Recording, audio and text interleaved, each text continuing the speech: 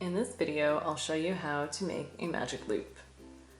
And before I show you that, I want to show you what makes it magical.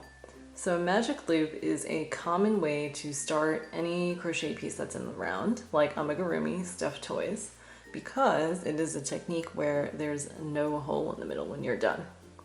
And you may be looking at this and one, wondering why this doesn't look like a circle, and two, why there is a gaping hole in the middle of the half circle, and that is what makes this magical. So when you're done crocheting the number of stitches that's supposed to go in your magic loop, if you hold on to your piece and then pull on the yarn tail, that hole disappears. That is the magic. So now I'm going to show you how to do that yourselves. And I also want to preface this by letting you know that the magic loop is one of the hardest techniques in crochet, so if you don't get it the first few times, don't worry about it. Just pause, take a breath, recenter yourself, and then come back to it. You will get it eventually. So, to make a magic loop, what you're going to first do is create an X on your non-dominant hand. So face your palm towards you. Take your yarn with the yarn tail in front of your palm, drape it diagonally, and you're going to hold on to the yarn tail with your thumb and ring finger, and then you're going to create an X around your pointer and middle finger. So notice how the tail side of the yarn is on the bottom part of the X. The working yarn is the one that's on top and going this way. And the working yarn, remember, is the yarn that is attached to the yarn ball. So next we are going to insert our hook under the top right side of the X and over the top left side of the X. And notice how the point of my hook is facing away from me now. It is facing the palm of my hand. And now I'm gonna pull and twist that side of the X so that I now have a loop on the right side of all my yarn.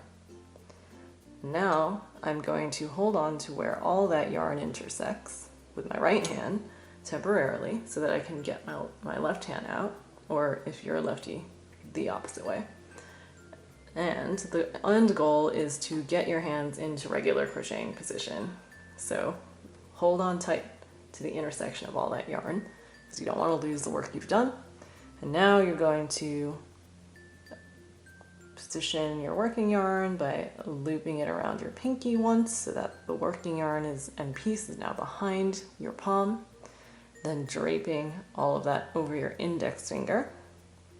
And now holding on to all that intersection point with your left hand, using your thumb and middle finger or thumb and pointer finger, whichever is more comfortable for you.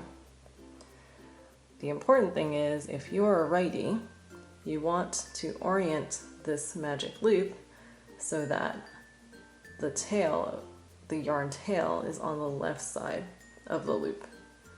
So there should be 2 strands of yarn on the left side of the hook and only 1 on the right.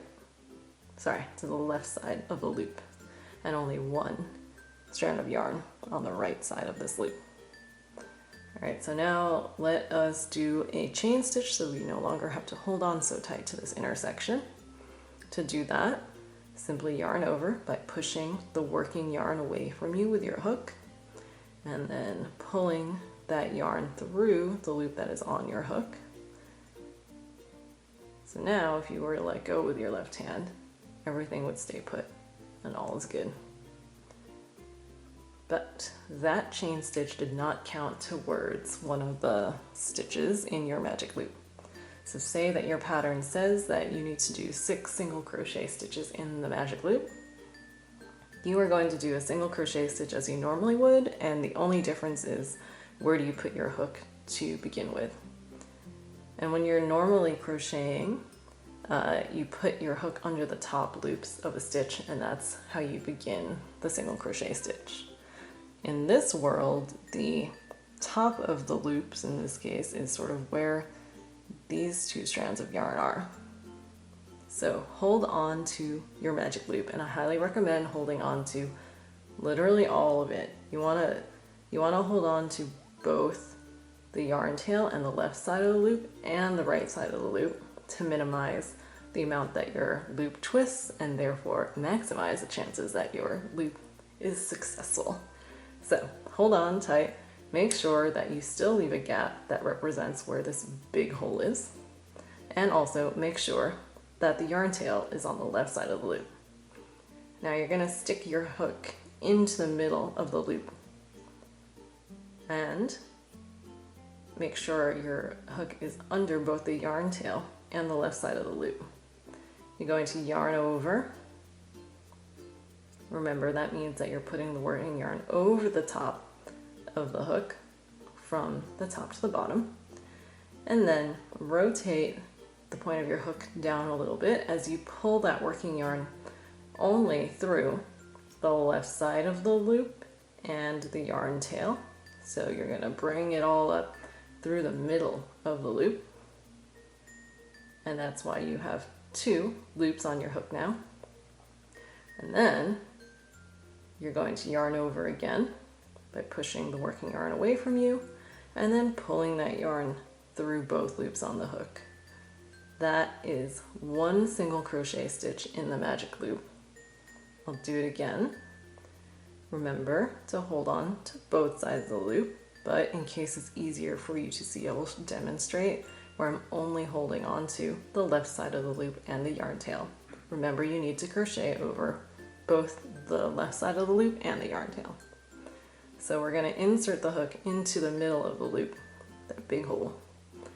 Grab the working yarn, pull that working yarn back through the big loop so that now you have 2 loops on your hook.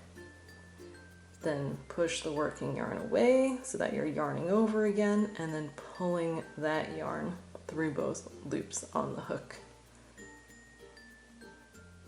So I'm going to do it a 3rd time now, a little faster, and doing it where, again, I highly recommend always trying to hold your yarn as close to the hook as possible so you maintain the maximum amount of control.